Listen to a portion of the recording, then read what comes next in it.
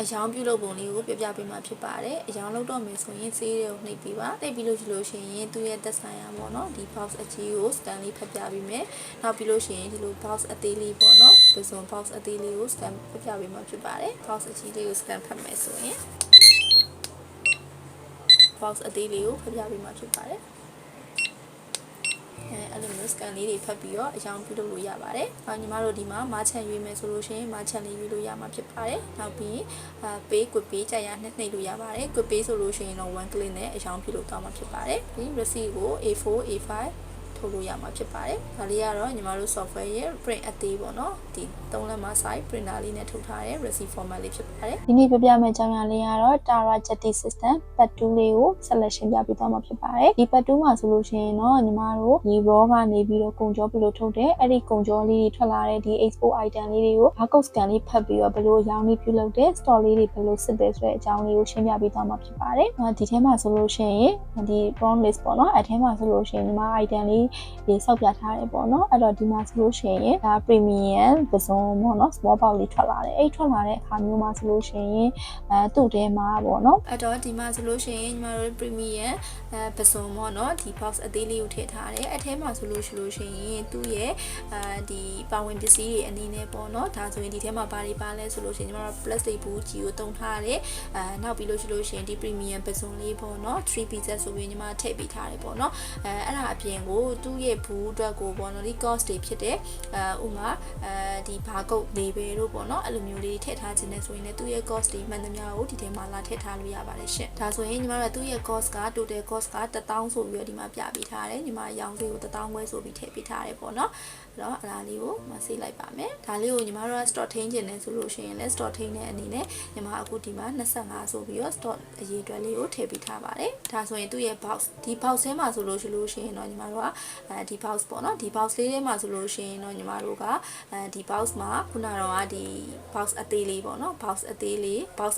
20ပေါ့နော်ဒီ pieces 20လာထည့်ထားပါတယ်အဲ့ဒါသူ့ရဲ့ cost က2သိန်းဖြစ်တဲ့အတွက်ညီမတို့က selling price ကို3သိန်းဆိုပြီးတော့ထည့်ပြပေးထားပါတယ်ဆိုအယောင်ဘက်လေးမှာဒီ item နှစ်ခုကိုရောင်းပြပေးပါမယ်ရှင်ဒါဆိုရင်ဒီ box လေးကိုညီမကရောင်းလိုက်မယ်ဒီ box လေးကိုရောင်းလိုက်မယ်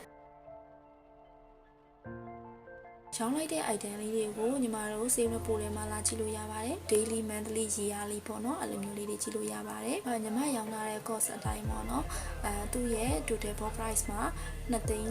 းကျအောင်မှာဖြစ်ပါတယ်ဒီ box အကြီးက2သိန်းကျပြီး small box လေးကတော့1000ကျအောင်မှာဖြစ်ပါတယ်တော့ရောင်းဈေးကနေဝယ်ဈေးနှုတ်ပြီးတော့ profit လေးကိုလည်းတွက်ပြပေးထားပါတယ်ဒါလေးကတော့ဒီ save report မှာတော့ညီမတို့နောက်ပြီးရင်ရောင်းအကောင်းဆုံး item လေးတွေကိုကြည့်လို့ရပါတယ်နောက်ပြီးရင် Excel လေးတွေ print လေးတွေလည်းထုတ်လို့ရပါတယ်အဲ့တော့ညီမတို့ခုရောင်းလိုက်တာဒီ box အသေးရဲ့ box အကြီးရဲ့ရောင်းလိုက်တာဖြစ်ပါတယ်နောက်ပြီးတော့ညီမအရှိ video ဖြစ်တဲ့ part 1 လေးမှာမပြပေးလိုက်ရတယ်ပေါ့နော်ဒီ merchant လေးစီကနေပြီးတော့ညီမတို့က account deposit အနေနဲ့ပေါ့နော်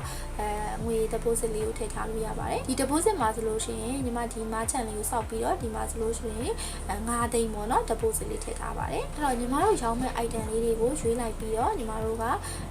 merchant နာမည်လေးကိုထည့်လိုက်လို့ရပါတယ်ဒီမှာရှာတဲ့နေရာမှာလည်းညီမတို့က member name နဲ့ရှာလို့ရတယ်လို့ဖုန်းနံပါတ် account number လေးနဲ့လည်းရှာလို့ရမှာဖြစ်ပါတယ်ဒီ merchant လေးကိုထည့်လိုက်ပြီးဆိုလို့ရှိရင်သူ့ရဲ့ balance က5သိန်းဆိုပြီးပြပေးထားတာဖြစ်ပါတယ်အဲ့တော့သူကဒီ order မှာဒီပတ်စံ5သိန်းကိုသုံးချင်တယ်ပေါ့နော်သုံးချင်တယ်ဆိုလို့ရှိရင်ညီမတို့ pay လေးကိုနှိပ်ပေးရပါမယ် pay ရဲ့ cash ထဲမှာဆိုလို့ရှိရင်ညီမတို့ account payment လေးကိုရွေးပေးရပါမယ်အဲ့တော့ account payment လေးရွေးပြီးတော့ pay နှိပ်လိုက်လို့ရပါတယ် pay နှိပ်လိုက်တယ်ဆိုလို့ရှိရင်ညီမတို့ print လေးနှိပ်လိုက်လို့ရပါတယ် print လေးနှိပ်လိုက်တယ်ဆိုလို့ရှိရင်သူ့ရဲ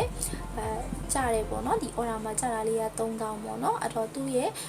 deposit က5သိန်းရှိတာဖြစ်တဲ့အတွက် account balance 4သိန်း9000ဆိုပြီးတော့ဒါလေးကိုလာပြပေးထားတာဖြစ်ပါတယ်ဒါလေးကတော့ညီမတို့ထည့်ထားတဲ့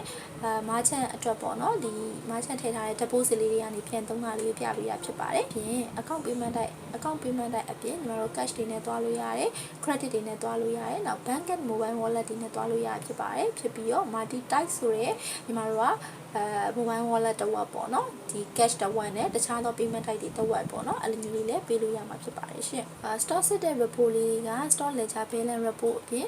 ်နော်ဒီမှာ global stock entry ဆိုတာလည်းရှိပါတယ် global stock entry ထဲမှာတော့ညီမတို့တနေ့တာ stock in ဘယ်လောက်လုပ်လိုက်တယ် stock out ဘယ်လောက်လုပ်လိုက်တယ်ဆိုရဲ transaction လေးတွေကိုကြည့်လို့ရမှာဖြစ်ပါတယ်ဒီထဲမှာဆိုလို့ရှိရင်လည်းရက်လိုက်လာလိုက်နှစ်လိုက်တွေရွေးလို့ရမှာဖြစ်ပါတယ် expo print နဲ့ထုတ်လို့ရမှာဖြစ်ပါတယ်ရှင့်ပြီးတော့ဒီမှာ stock balance ပိုင်း warehouse report ဆိုတာလေးလည်းရှိပါတယ်ဒီဟာလေးကတော့ညီမတို့တစ်ဆိုင်လုံးမှာ stock အရေးအတွက်ဘယ်လောက်ရှိရဲနောက်ပြီးလို့ရှိရင် ball price ပေါ့နော်ဝယ်ဈေးရောင်းဈေးပေါ့နော်ပြီးလို့ရှိရင် estimate profit အစရှိရဲပေါ့နော်သူရဲ့တစ်ဆိုင်လုံးရဲ့ store တွေဝယ်ဈေးတွေရောင်းဈေးတွေပေါ့နော် estimate profit တွေကိုရှင်းပြီးတော့ကြည့်လို့ရမယ် report လေးဖြစ်ပါတယ်ဒီအောက်ခြေလေးမှာဆိုလို့ရှိရင်လည်းသူရဲ့ total amount လေးတွေကိုပြသပေးထားတာဖြစ်ပါတယ်ကိုယ့်ရဲ့လုပ်ငန်းလေးမှာ store တွေနည်းနေလား store အခြေအနေလေးတွေသိချင်တယ်ဆိုလို့ရှိရင် show stock type color လေးကိုဖွင့်လိုက်လို့ရပါတယ်ဒီမှာဆိုလို့ရှိရင်တော့ညီမတို့က color လေးတွေအနေနဲ့ကတော့အစိမ်းရောင်လေးကတော့ remaining quantity ကိုပြသပေးထားတာဖြစ်ပါတယ်အနီရောင်လေးကတော့ stock လုံးဝမရှိတာလေးပြသပေးထားတာဖြစ်ပြီးတော့